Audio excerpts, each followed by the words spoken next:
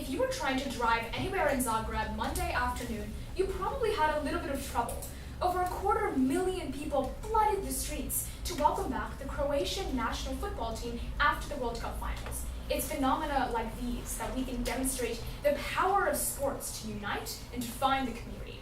With that, I'll do a couple of things in this speech. First, I'll provide our 3-point model. Then I'll provide our first 2 arguments. First, that sports are public goods that ought to be community owned. And second, that community ownership protects community resources and betters community relations. Our second speaker will provide our third argument. First, on our model. We think sports clubs are non-profit in our world. This means revenue from ticket sales and merchandise would be reinvested back into the team instead of going into owners' private pockets.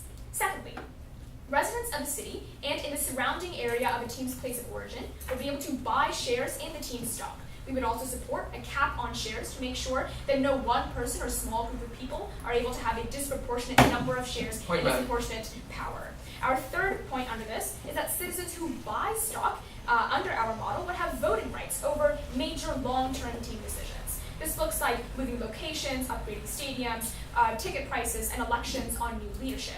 What this voting power does not include, however, are day-to-day sports management questions, like which players to draft or what plays to make. We think team managers and coaches hired by the board of directors would still have authority over actual competition. These look like teams like FC Barcelona and the Green Bay Packers. With that, I'll go on to our stance for this round. We think the nature of sports is so impactful and an intrinsic part of the community that it requires community control. Our stance is not that local communities need sports teams, rather they would just own existing teams. We think that the team's impact on the community should be the primary focus for today's round because it is the community that has the most to gain or lose in the presence or absence of a sports team. Our first argument is that on principle, sports teams are public goods that should be controlled by communities. Our first point under this is that sports teams provide significant social benefits, but they still impose social costs and thus warrant community control. In general, when something is extremely important and its use imposes significant costs on individuals, we prefer things like government ownership because we want elected representatives rather than private actors to decide how to absorb or distribute those costs. This is why we have governments and not corporations set tax rates, for example. Similarly, we think private sports teams have a massive impact on the public, but the individuals in the community do not always consent to the costs that are associated with it. Stadiums and fields, for example, take up a lot of space, and the construction and location of these venues displaces residents to a large degree. For example, to build Tottenham Hotspur football stadium, many local homes would have to be demolished and displaced in order to make that happen. We think communities are much better placed to make decisions about these trade-offs with minimal impact to residents and businesses compared to private actors. Second point under this argument, because sports teams have a unique role in identity formation, they should be publicly owned. Sports shape social culture in a multitude of ways. First, the sports club serves as a point of congregation and a clear sense of identity for the community. People of all genders, races, education levels, religious backgrounds are all able to come together over sports, like we saw in Zagreb with the Croatian football team. Secondly, we think clubs enhance rivalries, which create loyalties within communities, both within each other and loyalties to the team. Third, organizations like sports are unique in that they are powerful in shaping communal identity and they claim to represent the community. So they should be accountable to the community when they're doing these actions. We don't think one fringe billionaire should be able to have all of the control. Otherwise, individuals are simply governed by private interests and not themselves. Our second argument is that community ownership better protects community resources and promotes community relations. But first, if sports is so integral to the community, then why historically have most community teams been sold off voluntarily? We think that this is not necessarily the heart of this debate. We're simply saying that community ownership is a good thing. We think there are wide factors that perhaps you could explain to us. We think communities have a very direct tie to the teams, and this incentive would not exist on our side of the house. Our second argument explains this further, about how community ownership preserves local resources for the community. Private teams are well known for extorting cities for money. Billionaires and owners have very little loyalty to a particular city because they don't have to care about the city to get money out of them. It's because owners know they can get whatever they want by threatening to leave. This looks like cities being forced to give up stadium subsidies that are much higher than the cost of education within their cities without community consent. This also looks like things like favorable tax breaks to teams as well. We saw this happen in New York, for example. Direct and indirect subsidies to 3 major New York stadiums, Yankee Stadium, Citi Field, and the Barclays Center cost $867 million, while universal pre-K in the city would have only costed roughly $500 million. When these decisions about prioritizing sports over things like education are made by private actors, we think that harms the community much more. We think community-owned teams have a unique obligation to conserve public resources, and they're thus more likely to balance support for sports versus other priorities like community well-being. Ultimately, when cities don't capitulate to owners' demands, they lose the teams after spending millions of dollars on them. This looks like the Brooklyn Dodgers moving to LA, Clydebank FC moving to Wakefield, and the Sydney Swans moving to South Melbourne. We are principally opposed to that on our side of the house. Our second point under this is that local ownership of teams builds social capital and strengthens the community network. We think community-owned teams are much more likely to devote their resources to community efforts, like funding youth outreach programs, for example. It's because these teams are governed by local community members who directly benefit from these policies. So they are more likely to want community outreach. This is the incentive as to why they want to do this. This looks like FC Barcelona's Football Net program, which teaches kids about teamwork and perseverance through sport. It reaches over 30,000 kids in Catalonia alone, and especially low-income individuals, and it's all free of charge. Compare that to Arsenal Sports Camp, which would cost you $1,600 a week. And that money goes into the hands of owner Stan Kroenke, not the community, because they're privately owned. Next point under this argument is that community ownership results in a greater buy-in to sports themselves. The community is much more likely to do things like volunteer for teams because they've literally invested in the team. We think the buy-in is empirically larger for community-owned teams, like we see with the Green Bay Packers, for example. We see volunteers are very willing to work concessions to the point where they're also willing to shovel snow in freezing temperatures to help out the team. It is this devotion to the team that we think is unique to community ownership because they're the ones that have this connection that private teams don't, because owners don't make the effort to connect with the community. In contrast, the Dallas Cowboys are a privately owned team. And if the owner, Jerry Jones, asked for volunteers, he'd be laughed at because the people know that the volunteer work they do only saves Jerry Jones a little bit of money and doesn't go back into the community. We think that additionally, ticket prices are much more likely to become decreased on our side of the house. It's because private investors are profit motivated, so they run sports like a business. This increases ticket price. This means increased ticket prices and selling elite luxury boxes for money. In contrast, community members have voting power, and they want to attend sporting games, so they have an incentive to keep ticket prices low and make games as accessible as possible to the large majority of the community. We think that sports have value because they foster civil society. They create networks of people that foster cooperation, common understanding, and the fulfillment of the human need for interaction. Thus, we are very proud to propose. The real world is not some Marxist fantasy land. Don't let side propositions overly romanticize notion of sport disguise the fact that professional sports teams require huge amounts of money and the rich individuals and corporations we defend give this money. We think that this is reflective of the fact that in history, many community-owned teams voluntarily sold those teams off in order to protect the sustainability of the sport. What is our stance? 1, we support things like status quo, where private individuals or corporations should be allowed to own teams. 2, we think communities can still own teams or buy into shares if individual people want to own it. We don't think we need to require them to do so.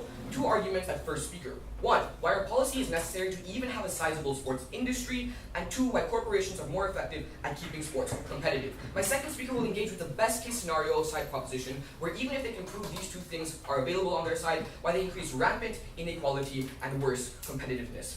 They have, in terms of rebuttal, they give you 2 main ideas. Firstly, this principled idea about the public good of sports, and secondly, the last 2 arguments can be reduced to the idea about how private corporations exploit communities while community ownership benefits. First, the response to the idea of sport being a public good. Look, Mr. Speaker, these aren't mutually exclusive ideas. You can have a public good and still earn profit as well. We see this in things like electricity, which is clearly a public good, but many countries privatize electricity because they realize they can serve that public good while at the same time doing it more efficiently. That's what my argument is going to show you. No, thank you. But even if they can show you some social costs, there are enormous social benefits, like the tourism, like the merchandising, like the increased publicity of your city. No, thank you. But we think they're principally inconsistent because they're capping shares anyway, so their whole democratic principle is slightly undermined at the point when they're not actually including the whole community. And furthermore, no thank you, we think their view of fans is too parochial. FC Barcelona, Arsenal, the Green Bay Packers have global backing. We think they reduce the incentive of these people, no thank you, to cater to the global community. Lastly, in terms of harms, look, there's a social license to operate that most teams need to respond to because it affects the viability of the team when the local people don't support them if they hurt them.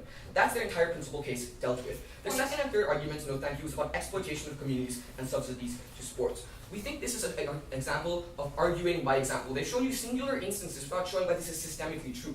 We show you that structurally, no thank you, there is very little incentive to do these abuses because because people are likely to lose profit by the anger, because people no longer buy. We give you the example of the Minnesota Timberwolves, because when the Lakers left Minneapolis, the Minnesota Timberwolves came in. This shows you they don't have the same grip they want to talk to you about. No thank you.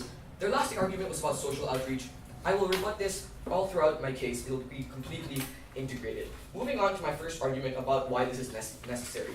We think first layer of analysis here, there's massive funding that professional sports teams require. Things like paying player salaries, coaching salaries, travel, training and health, maintenance of stadiums, marketing and advertising, as well as licensing fees for the names you use. We think in general, corporations or rich individuals are much better able to absorb these costs because of the enormous resources they have relative to most communities. But on the second level, no thank you, we think that owning professional sports is an extremely risky business that demands corporate ownership as a safeguard because they can absorb losses due to buffer capital of credit. 4 points of analysis here. No. First, corporations or rich people have excess money to invest and are in it for the long haul, as opposed to teams who respond to short-term incentives. So in short losses, like in the past, they sold off these teams anyway. Secondly, in terms of financial hardship or recession, these corporations, no thank you, or rich individuals have better ability to access credit or bridge loans because of their reputation with banks. No. Thirdly, this is also directly responsive to their idea about how individuals will volunteer. We think individuals will deprioritize sports if recession or financial hardships means they have to prioritize other aspects of their life,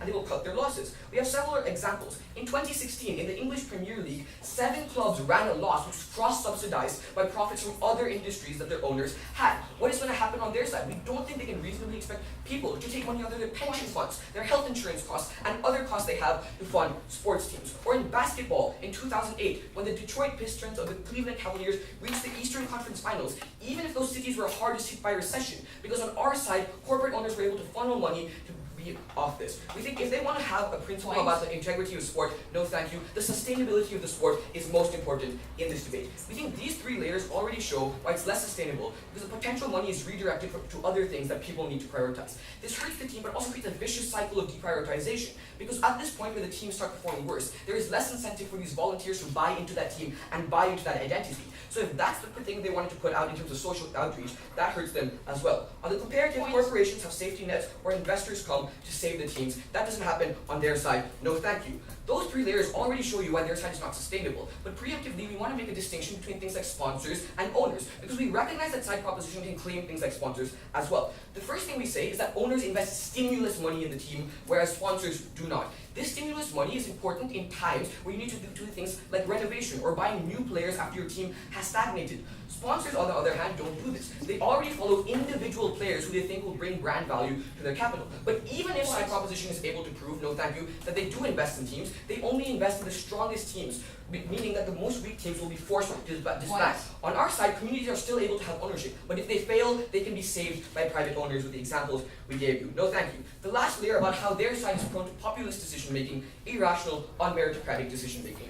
Considering the community is good, but we showed you why there are significant incentives to do that, and significant incentives to care for the community because of their social license to operate, because otherwise their viability will be affected by the anger of that community, by the unwillingness to opt into that culture of the team, by the unwillingness to buy merchandise. After this argument, how does this look like? This looks like ticket prices. Look, we think ticket prices sometimes are necessary to be raised to have money for the team. Or things like biases and racism. We give you the example of Chelsea, where fans wanted to fire Arvin Grant even after they had a 16-game unbeaten record. This didn't happen because they were privately owned and they were able to resist these biases. The takeaway is simple. If their whole idea is about sport and exploitation, we think their value only stands if sports are sustainable. We show that on our side. Moving on to the second argument about effectiveness, but before that go.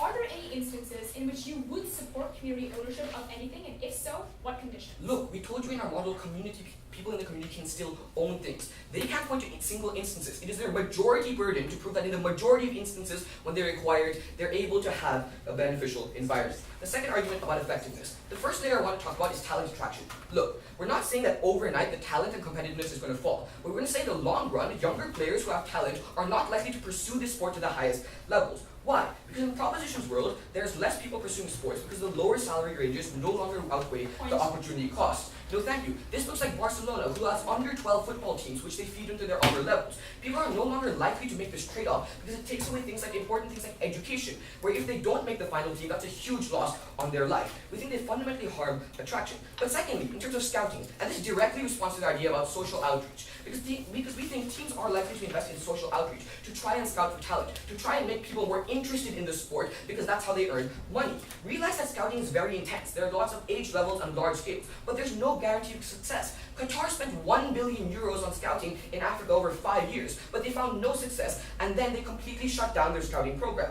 On our side, private individuals are more willing to absorb the cost because they're in it for the long-term benefits because of all the analysis we gave you before. Communities are more focused on short-term and less risk-tolerant. Corporations can offset costs in the long run, like the English Premier League example I told you, where they're willing to run massive losses in the short term for long-term returns. On our side, sports is more sustainable and it's more effective. This subsumes any value they want to bring because any idea about social outreach, any idea about exploitation can mitigate it, but if they want their value of sport bringing an identity together, it can only exist on our world because sports demands money. Our side gives that money to them. We oppose. Virtually the entirety of side opposition's case is this. Private owners willing to sink a lot of money into the teams are necessary in order for these teams to be financially solvent. Therefore, teams are allowed to exist, allowing for all the community benefits on our side of the house. We simply do not think that this is true. We tell you that when owners do sink a ton of money into the team, it is not for the express purpose of operating at a loss. And in fact, it is not those individual owners that incur the cost of their teams running at a loss. We tell you it is actually two actors that do that. First, these teams push the cost of their team running a loss onto actual governments by extorting cities for stadium subsidies when they're running a loss, when they're not making enough money, as we tell you on our side of the house. Second, let's just be clear. The debt that these private owners take on, they do not take on themselves. They take on that debt in the name of the team. So when Manchester United, owned by the rich Glazer family, takes on $660 million of debt, they are free to escape that debt by selling off the shares of Manchester United. The team is then left with that debt. These are not benevolent owners willing to take on massive losses in the name of owning a sports team. We don't really think that makes a whole ton of sense. These are owners looking to own, glamorous sports teams and are willing to push all of those costs back onto the community. To them, sports is a business. To us, we think sports are a community public good. Two questions in this speech before I introduce our third substantive argument. First, do communities have a principled right to own sports teams? And second, which side best benefits communities themselves? But first, do communities have a principled right to own sports teams? We told you that sports teams are fundamentally incredibly important to communities and often impose really strong involuntary costs and shape community identity. They told you a few responses to this. They first told you that we have some public goods like electricity owned by private actors. We don't think that's a good thing. We do not think that a private entity should be able, principally, to control all of the electricity in a city without any kind of community or government ownership. But even if you do think that privatization of electricity is a good thing, I don't know the last time that there were marches in the street rallying entire identities along the electrical infrastructure of a country. In contrast, just that last week, as we told you, over 250,000 people in the city of Zagreb rallied around the community sports team as a center point of their identity. We don't think that one fringe billionaire or corporation should be able to control these kinds of dialogues. We'll explain more about this in our third argument as well. Otherwise, if one fringe individual is basically allowed to control the narratives and identities of a city through ownership of a sports team, by doing things like allowing or not allowing African American players in the United States to kneel on the field in protest of police brutality, we think that's incredibly abusive and fundamentally undermines the principles of democracy that we stand for on our side of the house. Furthermore, let's just clarify that when we say cap the number of shares people can own, we mean cap the number of shares that individual community members can own, not cap the number of shares the community as a whole can own. By doing this, we ensure that one rich individual doesn't buy up all the shares, leading to all the problems we talk about on their side of the house. But furthermore, they tell you that local fans are not the most important thing in this round and that global fans matter too. Yeah, we think that FC Barcelona can have many global fans, but we tell you those fans are not the ones that are uprooted when a stadium demolishes their house. They're not the one that that team claims to represent the identities of, and we do think that local fans are the most important. But they furthermore told you fans don't have the right to own these teams because fans are really bad at making decisions, they're super racist, and that enhances rivalries. We told you that to the extent that rivalries exist, say between a Hindu team and a Muslim team, those rivalries are going to exist on either side of the house in a world of public or private ownership. We think that representation of those teams and encouraging more diversity of thought is much more likely on our side of the house when we have a lot of members of the community involved in these sports teams, not literally sometimes one individual or corporation shaping the entire narrative. And we reject the idea that billionaire corporations are way, way better at running sports teams at the point where people like Roman Abramovich, a rich Russian oligarch, literally owns a sports team in the UK for the purpose of hiding money from the Russian government. We really contest this idea. But second, which side is better for communities? The extent of their engagement on this point that we brought up was that private teams are more sustainable, and that was basically their entire response. We don't think this really engaged with this, but we'll address it anyways. We told you, again, at the top of our case, that when these owners do sink a ton of money into the team, it's often not their own money, it's public money, and they don't take on the debt themselves. But we second tell you that actually shareholder sustainability is way, way better on our side of the house, because when people buy shares in a team, it's not a loan to the team that it then has to pay back, it's a direct investment. They told you that not all communities are going to be able to afford this. Well, take the example of AFC Wimbledon, a club in London, where the price of a share is £25 for an adult and £10 for a senior or a student. We don't think this is a ridiculous amount of money to spend. But even so, when fans are really, really dedicated to sports teams and are already taking on a lot of costs to, say, buy tickets and things like that, we don't think that these kinds of costs are ridiculous to take on. And furthermore, 7 out of the 8 most successful teams in the Confederation of African Football, not known for ridiculously wealthy communities, are community owned. So we absolutely think that less funded communities can own sports teams and be very successful. Go. But why would fans be willing to inject money into the team when the team is stagnating, when they have to prioritize other costs? We actually think that it is more likely that this is going to be a problem in privatized worlds, because when fans don't have a direct stake in the team by virtue of the fact that they own it, they're less likely to support the team even through bad times. When the team is privately owned, that is actually less likely to happen. We think that people who have already made an investment to the team and have already bought in, as we told you in our argumentation, are more likely to support the team, and it's actually going to be more likely to be successful on our side of the house. We actually tell you that in many cases, privately owned teams that are really, really struggling and almost going bankrupt often convert to community ownership, like with the Green Bay Packers, who were struggling to get by in the 60s and then sold off shares and became one of the most successful teams in the US. Now introducing our third substantive argument about how we better protect teams themselves. This directly engages with a lot of their material. Our first idea under this is that we better the treatment of players and prevent exploitation.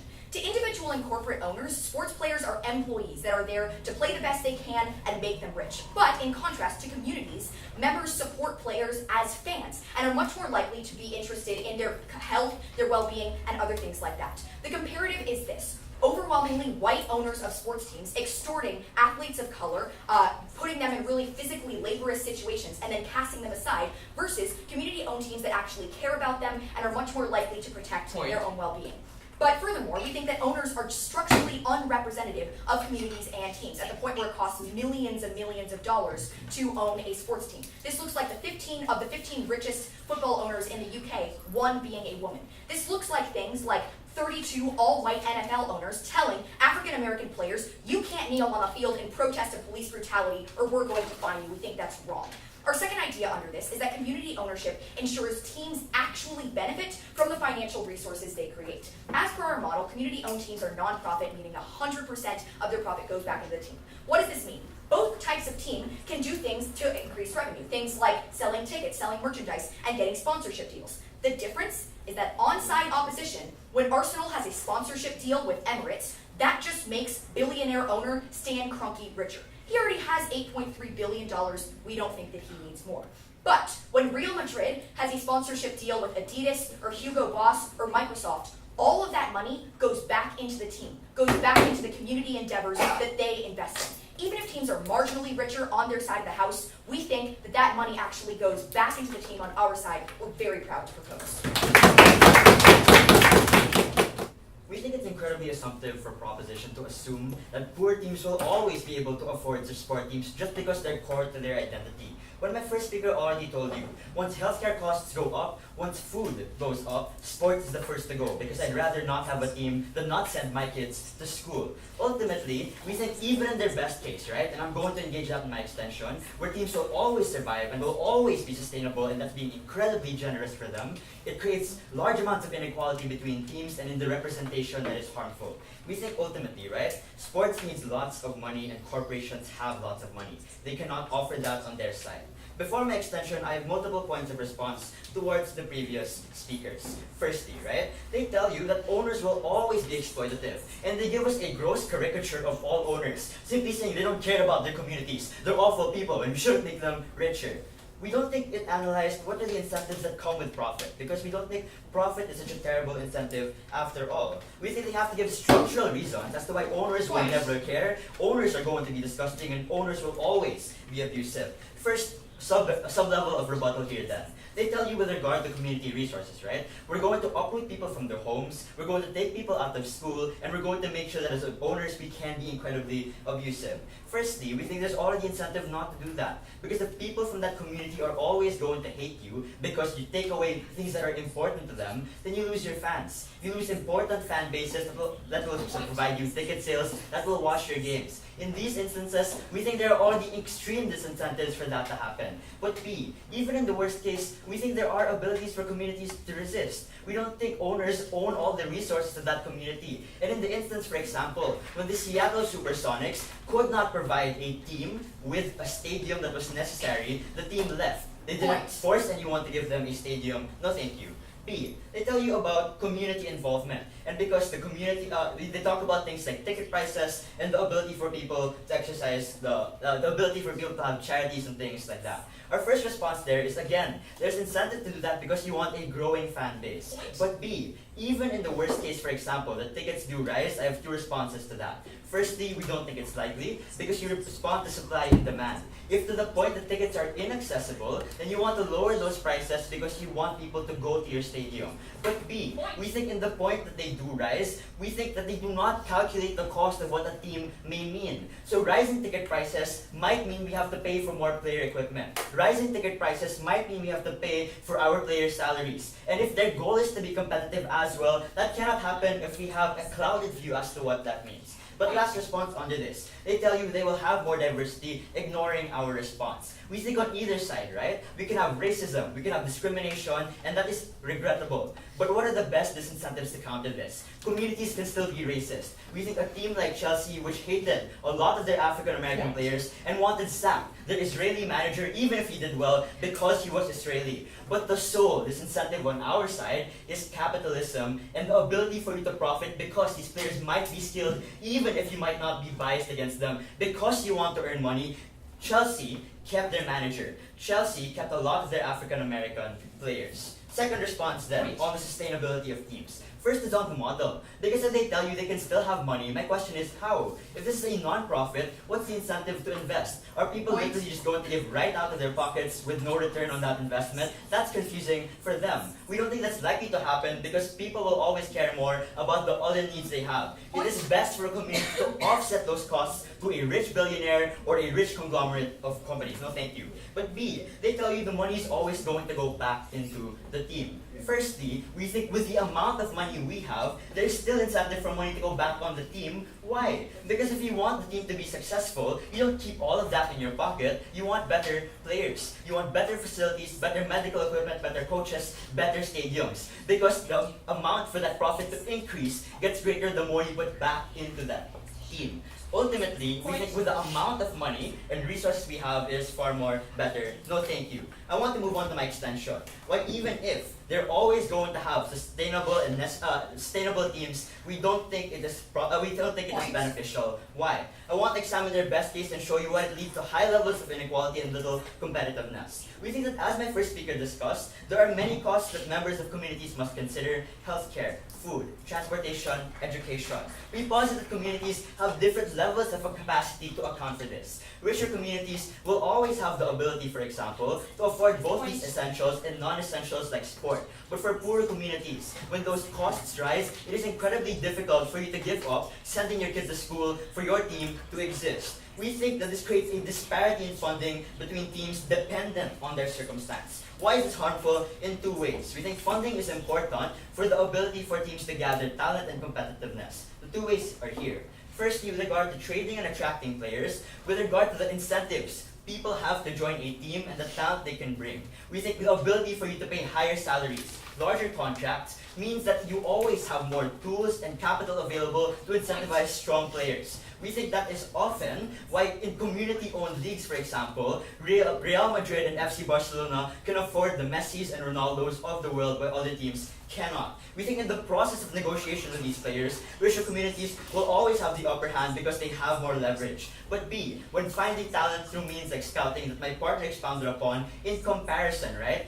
Scouting is incredibly expensive. You have to look at your younger club division. You have to go out of community and look for more players. The costs are immense, and we think richer communities will likely be more able to afford those costs then. So assuming that both teams will always exist on either side, why is that harmful? No, thank you. We think the purpose of sport is to be able to vicariously celebrate human excellence through sports teams. It is the ability to build solidarity with those teams. Firstly, they have to tell us why that's not possible, because even if national teams, in our worst case, were privately owned, people will still love the Croatian national team because they were excellent. I don't see why public ownership changes any of that. We think, firstly, right, for poor communities, the ability to represent and witness human excellence is harmed. Communities lose interest over time when teams are uncompetitive, when they lose a lot and they're no longer entertaining. We think instead of human excellence, they witness defeat and incompetence, and that is bad for people who are who are burdened by their own circumstance. There's loss of association to those teams if that is your main value. But B, with regard to simple opportunity, we think the opportunities which necessitate good performance, like international cups with qualifiers, like basketball tournaments which need for you to reach the playoff, postseasons that measures high levels of play, you even lose the opportunity to represent because you are trained by the circumstance that is given to you. We think at a league level as well, a large disparity in performance with leagues becomes less competitive, because when you raise that disparity between the richest and poor communities, what happens is that games become predictably boring, because one community can afford all the good players and another team cannot. We think then, if the purpose of sport was to feel excitement, vicariously celebrate human excellence, that can no longer happen when instead, what sports measure are the ability for teams to afford. They measure wealth, riches, and privilege. On our side, however, we think you can equalize that playing field, because you can offset those costs to a rich Pakistani billionaire like the Jacksonville Jaguars did. We think that it is far more equal on our side, because they're not dependent on circumstance. They're dependent on the ability, for example, of rich corporations, and we think even if there's inequality, it is largely much more minimal on our side than in theirs. For these reasons, I'm very proud to oppose. Had their last speaker deigned to take a POI, we would have asked them if it was likely that the incentives of a profit-driven individual or corporation would necessarily mean that they would reinvest all the money that they garner back into the communities themselves. We challenge the fundamental assumption on the opposition case that private individuals and corporations have the best interests of the communities at heart when, as they pointed out themselves, they operate for profit. I'll analyze this more in my speech when I'll be doing a few things. First, I'll be clarifying framing and going over some mischaracterizations made by the opposition, then attack their third substantive argument, before finally posing two nexus questions when evaluating the round. The first, which side is ahead principally? The second, which side protects teams and by extension, communities? But first, let's talk about the framing. We think, and we told you from the very first proposition speech, that communities' interests are the most important interests to consider in this round. And why do we tell you this is the case? Because we think that the communities are the ones that are most affected by the presence or absence of a sports team. Why do we think this is so important? Because their characterization of private individuals as caring about the team, as caring about the community, is patently false in a world where they are more likely to prioritize their own interests and profit. Why? We think that they're not the ones affected if communities are displaced. They're not affected if communities are extorted. We don't think the private owners are affected if communities are laden with debt, that the private owners are the ones accruing. We think in comparison, it's the communities who have the obligations to protect their own interests that private actors simply don't. We tell you that communities have unique responsibility and relationships with the team and themselves that gives them a vested interest in these concerns. We think that fundamentally the opposition's assertion that private owners are the best placed individuals to run a sports team is incredibly capitalistic. They accuse us of living in a socialist dreamland. They live in a capitalist fantasy. But first, let's talk about their third substantive argument. They say that inequality increases. But let's talk about this idea of inequality. We think on our side, on the comparative, where teams are community-owned, we think we increase equality for a few reasons. First of all, we think the big assumption made by their entire third substantive argument is that really all communities need a sports team. And they basically say that for communities that aren't able to afford a sports team, they can't compete. They can't be equal to other communities that are able to afford them. We don't think that every community needs a sports team. That's something that we told you in the first proposition speech. But second of all, we think that even if, like you say, the community should have a sports team, we think in poorer communities where they aren't likely to invest in shares anyway, they ought to prioritize other things, like promoting public infrastructure investment, like healthcare. They say trade-offs are so harmful, take them at their highest ground. Even if trade-offs do exist because communities have to prioritize their own interests, we still think that principally communities ought to be the ones able to make that choice. If communities are the ones who want to say, well, we want to prioritize healthcare, we want to prioritize investment in education, we want to prioritize like hospital infrastructure or whatnot, we think that they should have the right to make that choice and not be forced to pay more taxes and pay more money that they receive little investment on in return from private individuals just because they might demand more money on a threat to leave the community altogether. We think that at the end of the day, our side is principally ahead, which leads me directly into the first clash point, which side is actually ahead principally. Now they tell you one big principled argument that basically public goods can be owned privately and that capping shares undermines our principle. I'll respond to both of those independently. First, they tell you that public goods can be owned privately. First of all, we think that that's not necessarily true. When they tell you that a lot of utilities are owned by private companies, just like look at water infrastructure, for example. I don't think the city of Zagreb contracts out like a bunch of water infrastructure to private companies. They still have oversight and regulation of all this utility infrastructure, so we still think that ownership by communities is still principally just. But even if you do believe that public goods can be privately owned, we still think it's a bad thing for something that's such an important hallmark of a community's identity, for something that imposes involuntary costs on you. Yeah, we think it's important that it be community owned. By extension, what is the analysis that Shreyoshi gives to you that they don't really engage with? We told you that what's unique about sports teams when they're owned by private individuals is that they're more likely to impose involuntary costs on the community. Why? Because it's not like I am asked by Dallas Cowboys owner Jerry Jones in my hometown of Dallas if I want to pay taxes to go towards financing the stadium. He just takes our taxpayer dollars and uses it anyway. We think that you need to have communities in charge of owning the team in order for them to make the tangible decision if they want to pay in the first place. It's the same reason why we have governments regulate taxes. We don't want private individuals imposing all these involuntary costs like taxes on you, so why would we allow private ownership under their world and sports teams when they impose involuntary costs to do the very same? We would not support that. But then, what do we tell you on our side of the house? We don't just tell you that they impose significant involuntary costs, they're a hallmark of social identity. Why is this important? Because what we tell you is that not only is social identity incredibly important and is a reason in and of itself to invest in community-owned sports teams, we think that honestly increases community buy-in. This leads me into the second clash point on this round, which side protects teams. The biggest argument that they had is that, well, people don't have an incentive to invest in sports teams because people just don't care about it in some cases or do not have the resources to do so. We think that we have two responses. First of all, we think that's factually not true. We think there are a lot of interests that communities have in sports teams. Why? That's the analysis we gave to in our principle as to how sports teams are a hallmark of social identity. We think that at the point where they are a hallmark of social identity and so important to communities, we think that individuals and especially fans who are dedicated to the team are likely to invest in it. Before I go on, I'll take a point. But if identity is so important, that is contingent on these teams being sustainable. At that point, doesn't your principle become largely reducible to the effects of sustainability? We don't think that identity is contingent on a team's success or sustainability, but I'll address both of those in this clash point. Let's talk about the idea of team sustainability. They tell you that team sustainability is the most important thing to consider in the round. We gave you 2 responses. First of all, community interest will always trump the interest of the team and the private individual. Why? There are more people in the community. They are the ones who are directly impacted by the social costs. Very easy to respond to. But second reason why we think that team sustainability isn't the most important thing is because we think that community interests oftentimes prioritize the interests of the community in a way that private individuals won't.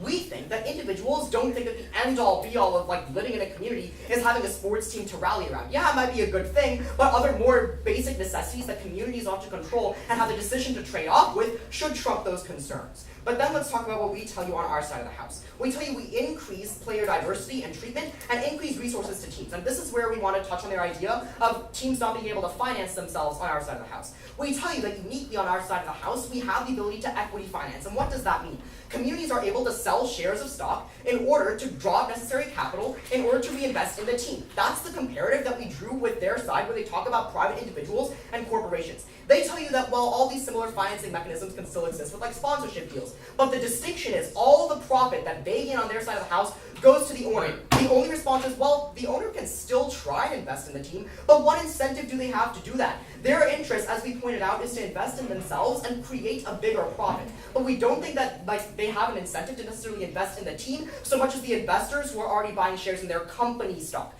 We think that individuals in the community are more likely to give back to themselves, which brings me into the last idea why we're winning the point about protecting communities. We tell you 2 ideas about preventing extortion and building social capital. Now they say extortion won't happen because it's unpopular. But we think that if it were so unpopular, why would we think that extortion still exists? We think extortion happens because community owners can get away with it. Why? Because they're not the ones who bear the brunt of the cost if they laden communities with a lot of debt. Why? Because we think that in a world where private individuals, like we saw with Manchester United, take on £600 million in debt, why do we think that's such a problem? We think they push those debts onto the consumer, extort the communities for all the money they have, and when the communities aren't able to cough up the money, they just leave and go to other cities. We saw it in Sydney, we saw it even in the United States with Los Angeles. At the point where we think that on our side, we not just principally uphold the purpose of sports and the value of sports, but because we also protect teams and by extension communities, we are proud to propose.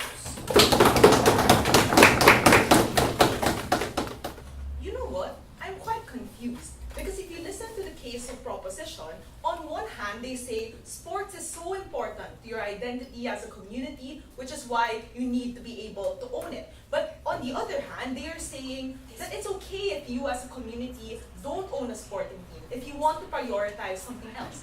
Well, we tell you that communities might want healthcare, might want education, might want whatever kind of benefit that they want to be able for them to be able to have the community prioritize. But they also want a sporting team. They also want to be able to cheer like Zagreb outside the streets when their community performs well. On your side, you make them choose. If it's so important to them, why is that something that you're going to be taking away from them because they do not have any money?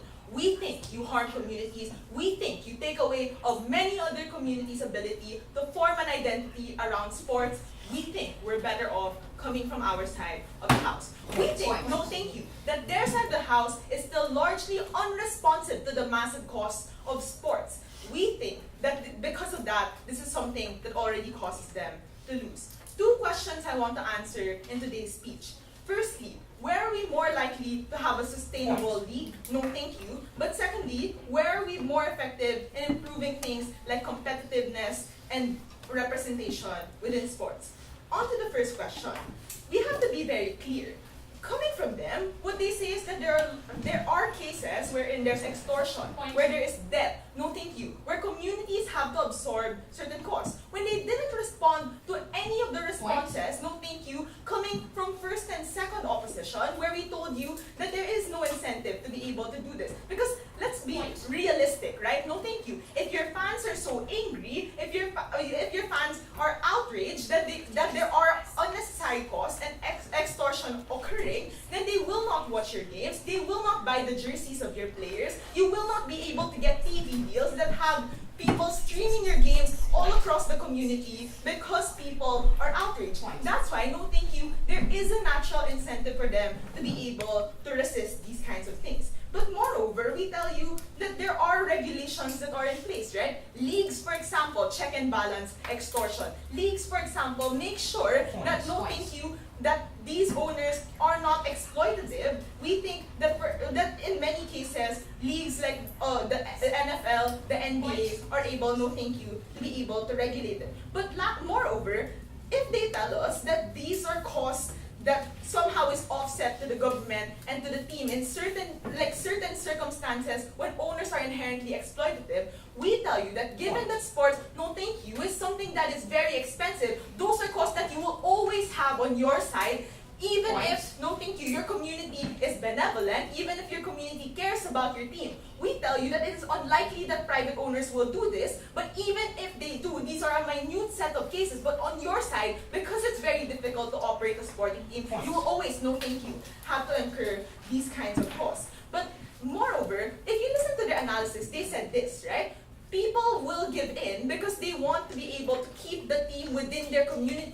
That they're willing to sacrifice things like healthcare if it means that the team is able to stay. What does it tell you? No thank you. This tells you that the team existing is something that is extremely important to these communities, but on your side, no thank you, you're taking those away, especially when coming from first and second, we told you that it's extremely expensive, it's very difficult for them to be able, no thank you, to be able to offset these kinds of costs. We have to be very clear.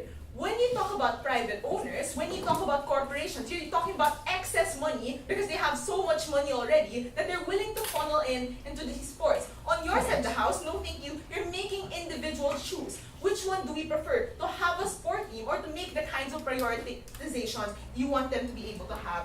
We think that it's better off, no thank you, coming from our side of the house. But secondly, they tell us that you want things like accessibility, for instance, that you want ticket prices, no thank you, to stay low. Well, we tell you that ticket prices, for instance, they aren't going to make it insanely high that no one is able to watch it, but we think that there are necessary costs to these ticket prices. No thank you. For instance, with the Green Bay Packers example that they gave you, the stadium of the Green Bay Packers is dilapidated. We don't think that they're able to enjoy their games anyway. No thank you. When some areas of the Green Bay Packers stadium, where some of the boxes don't even have seats for people to sit in anymore. No thank you. We think that these individuals will have a worse experience with sports. We don't think it's better off coming from their side of the house. But lastly, coming from them, they say it's so easy to be able to afford these kinds of things. £25 is not a big deal. They are going to be able to afford it anyway. But you also said that they want to prioritize things like education. So if you don't profit from it, no thank you. They told you you don't profit from funneling your money in. What is your incentive to do that? If I had $25 and I'm like a middle class individual, no thank you. I don't think I'll be spending it on sports, but maybe I'm going to invest in a business that will make my family's lives better. Maybe I'm going to invest on a trust fund for my kid so that individual is able to go to school. But moreover, no thank you, even if they tell you that people are able to afford the £25, you have to understand the structure of community-owned clubs, right? The president needs to have bankable securities. So even if on your side of the house, people have £25 to spend, if you do not have a rich individual in your community, you still cannot own, no thank you, your community team. We think that in terms of sustainability, teams will not exist on your side if you are not Catalonia. You're not going to have it if you're not the capital of your country, if you're not Los Angeles. We think that your teams are going to be worse off. But before I move on to my second issue, sure. Are profit-motivated sports teams likely to locate in poorer communities that can't do things like buy tickets and merchandise compared to community ownership? Look, we think that there is an incentive for individuals to invest in small markets because these are niche markets that are not saturated still.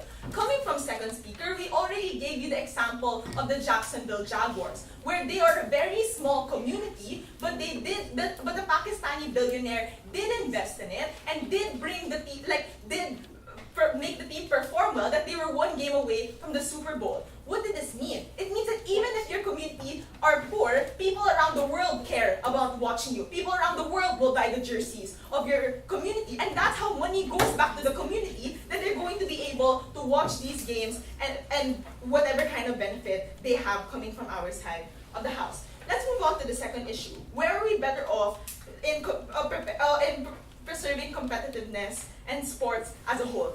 I I didn't give this issue much time because if it was very clear, coming from them, there was barely any engagement. But let's engage with them anyway. What did we tell you coming from first and second speaker?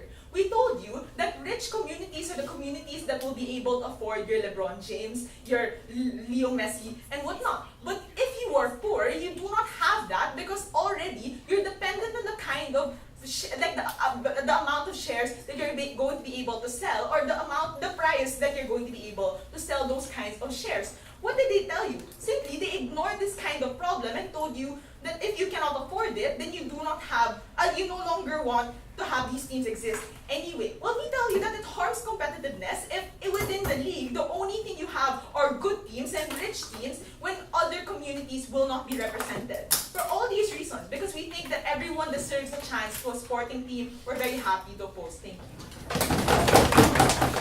There were two strategic mistakes that cost side proposition this debate. The first strategic mistake was that instead of proving why structurally their policy is going to work in the majority of instances, they relied on arguments by examples throughout all three speakers. The second strategic mistake is they failed to respond to large amounts of our case and only wanted to consider the worst case scenario. That's why even at third speaker, they were still trying to rebut our first speaker argument without engaging with most of what my second speaker said. I'm going to show this to you in the two issues that came up in this debate. Where is the world more principally legitimate, and where do we protect sports and communities? First, in terms of the principle, the first thing we got coming right at the top of their case was that sports is a public good. But we told you in response that public goods are sometimes privatized because these private companies can provide that good and still make money, sometimes more efficiently. Then their response shifted in second and third speaker to saying it's not just about public versus private, it's about being core to your identity. But if it's so core to your identity, this principle is reducible to how sustainable the team is. Look, this is not about just winning, this is about keeping the team alive at all. So if the team is not alive, you undermine the very core identity you want to protect. This was not responded to. But they misrepresented our case at third speaker. They said they don't care if some teams or some communities don't have teams. We're not saying that communities that on both sides don't have a team right now will always get teams. What we're saying is on their side, some communities who exist in our world that have teams will no longer have the teams at the point at which they're no longer able to have these costs. The last thing they wanted to talk about is demonizing the profit motive. First of all, we gave you several levels of response. Why there's a social license to operate. Why the point at which the profit is contingent on your fans thinking your team is glamorous. It's contingent on fans buying into that culture. That is the point at which there are no incentives. They didn't prove structurally why that exists in the majority of cases. But we also say we allow communities to own teams on our side. That was in our model. But the reason we don't, and the reason why historically many community-owned teams sold it off to private investors, is to keep the team sustainable, which was core to their identity. At that point, they lost the principal debate. Moving on to the second issue about the sports and communities. Two main arguments here. They said they exploit communities through involuntary costs and there's a social outreach problem. We gave you several responses to the involuntary costs. Despite the only things they're giving us were examples, we told you their capacity to resist costs. We gave you the core logic about why this is not a likely thing to happen, even if there are individual instances of abuse. We told you how the Seattle government was able to resist this oppression. We told you how the Minnesota Timberwolves were able to come in even after the Lakers left. That is systemically true. But the response we also gave you coming from the top is on your side, even if communities give the cost, they're always going to shoulder the debt burden. So even in our worst case scenario, it's still better on your side. But note that it was the worst case scenario. There was no engagement with the idea that in the best case scenario in our world, it's much better than in their world because they reduce the competitiveness of teams. But in terms of the response to our several layers of sustainability and several layers of effective, we got two things. People will donate because they like the team and they have sponsors. Well, the first response we gave you, coming from first speaker, is that people will prioritize. The third speaker agreed that people will prioritize things. So if there's rising healthcare costs, if there's a financial recession, only corporate owners will be able to fight these teams. And coming at second and third, they also brought up this idea of sponsors. But we preempted it at first speaker, showing you the difference between sponsors and owners in terms of stimulus money, why sponsors only follow big teams or individual players. No response to like the several layers of analysis coming from first speaker. Lastly, about social outreach. We realized that this case was dropped after first speaker because we effectively rebutted it, saying that there's an incentive to do this social outreach. For example, through youth camps in many countries, a scouting and talent attraction that keeps these sports entertaining and keep them sustainable to the core of the identity. But that's only the worst case scenario. There was no response to my second speaker, because he said even if everything they said is true, even if sports are always sustainable, we think in that world there is still a problem. Because when you create this rampant inequality, something that was not responded to, you worsen the ability of teams or communities to associate with that team. We're not saying you have to win. We're not saying you always have to place. But what we're saying is being competitive is what creates the spirit. Being competitive is what created the spirit around the Croatian team. Being competitive is what kept that identity going. We think on our side of the house, not only did we win the principle, but we won the best case scenario on their side, something they were unwilling willing to engage with on ours. We need lots of money. Corporations give that money. We oppose. We asked them a POI during their third speech. Are profit-motivated investors likely to locate sports teams in poor communities that can't afford to buy shares and certainly can't afford to buy expensive box seats, merchandise, and tickets and the like? They told us some muddled financial skirty response about how they have incentives to invest in small markets. That did not address the crux of our question. We would tell you that it is incredibly unlikely that profit-motivated sports teams are going to, in fact, locate in these areas in the first place if all of their arguments are true. Two questions in this speech. First, which side creates more sustainable, equal sports teams? Second, which side best improves communities? Let's start with this first question about sustainability and equality. They hang, note, all of their offense on this. They tell you, our sports teams are more sustainable, therefore we get all the community benefits they get on your side of the house. We already told you that it is unlikely that private investors, if their arguments are true, are going to locate sports teams in poor communities in the first place. But we also told you, and this was analysis that was not engaged with, that lower than average income communities do in fact invest in sports teams. We told you that things like shares in AFC Wimbledon are only £25. That is absolutely accessible to these low-income communities. And furthermore, low-income communities can absolutely engage in things like sponsorship deals to get more capital. Note that the Green Bay Packers, one of the most successful football clubs in the United States, has an annual average income $17,000 less than the median in the United States. We told you in the second speech, unengaged with, 7 out of the 8 most successful teams in the Confederation for African Football are in fact community owned. It is absolutely sustainable for a lot of members of the community to take on the massive cost. We don't need one super massively wealthy individual to shoulder these costs. At worst, these teams are moderately less successful and moderately less well off. But we tell you the comparative is this: a world where billionaires control that team and are able to extort those communities for resources. I'll talk more about this in the second question. But we also told you that it is often, from second speech, and this was not engaged with on their side of the house, that it is not often these billionaires who are in fact investing money into teams that they say on their side of the house in a private world often operate at a loss. Those billionaires aren't taking on those costs themselves. They're taking on that debt in the name of that team, and in fact doing things like getting more dollars from the government when things like ticket sales in poorer communities aren't making the money that they need on their side of the house. We tell you that it is much more sustainable. At worst, teams are equally sustainable on both sides of the house. We actually think that teams are less sustainable on their side of the house. That literally takes out every single piece of offense that they have in this round. But now let's move on to what we think is more important in this round. Who is most important for communities? Their response here were all of their sustainability arguments and telling us that owners are benevolent. We told you in the Keel speech that fans often don't pay attention to the bureaucratic mechanisms going on with their teams. And even if they are, often when I grow up watching a sports team, I'm still going to go to games even if a new stadium is displacing a lot of my neighbors. But even if teams do lose support, what are they going to do? Exactly what side opposition tells you that teams do in these instances. They leave communities behind, communities that have invested millions of dollars into this. We tell you, they also told you that we force communities to choose between things like healthcare and supporting the team, meaning that when the community is struggling, it is going to invest in healthcare. Yes, absolutely. We think this is great because the comparative is a billionaire out of touch with the community making that choice for them, extorting governments for more money. We told you in our first speech that there is a power imbalance between these actors at the point where billionaires, often not even from communities, don't have any incentives to see these communities thrive. They just want the best facilities for their players. They just want the most success and wealth for their teams. That is not something that is going to happen on our side of the house at the point where we're willing to sacrifice the quality of some states in the Green Bay Packers Stadium so that we don't see millions of people displaced with their homes demolished. That is what happens on their side of the house. That is why the proposition takes today's round.